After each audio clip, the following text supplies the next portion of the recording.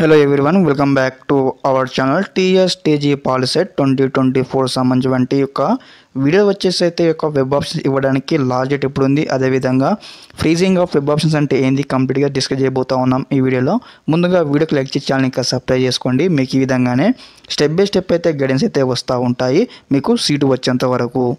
మనం చూసుకున్నట్లయితే ఇక్కడ వెబ్ ఆప్షన్ ఇవ్వడానికి లాస్ట్ డేట్ వచ్చేసి ఇక్కడ మనకు జూన్ 27 వరకు అయితే ఇవ్వడం జరిగింది. అదేవిధంగా చాలామంది స్టూడెంట్స్కి ఇక్కడ ఫ్రీజింగ్ ఆఫ్ వెబ్ ఆప్షన్ అంటే ఏంటంటే ఒక డౌట్ అయితే ఉండడం జరిగింది, కాబట్టి మీకు ఎక్స్ప్లెయిన్ చేస్తాను.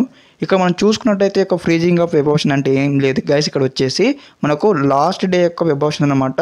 ఫ్రీజింగ్ అనేది ఏ విధంగా ఉంటుందంటే మీరు వెబ్ ఆప్షన్ ఇచ్చి ఉంటారు కదా, ఇన్ కేస్ మీ యొక్క వెబ్ ఆప్షన్స్లో ఏమైనా ఎడిటింగ్ కానీ అదేవిధంగా మీరు ఇంకా కొన్ని ఎక్కువ వెబ్ ఆప్షన్ ఇవ్వాలనుకున్నా కానీ ఆ 27th రోజు అయితే ఇచ్చి అయితే కంప్లీట్ మీరు అయితే ఒక వెబ్ ఆప్షన్స్ అయితే ఫ్రీజ్ చేసి మళ్ళీ సేవ్ చేయాల్సి ఉంటుంది. ఇన్ కేస్ మీకు ఏమైనా కరెక్షన్స్ ఉన్నట్లయితే, లేదంటే మీరు ఎప్పుడైతే వెబ్ ఆప్షన్ ఇచ్చి ఉంటారు కదా అప్పటికే ఫైనల్ అయిపోతుంది అనమాట.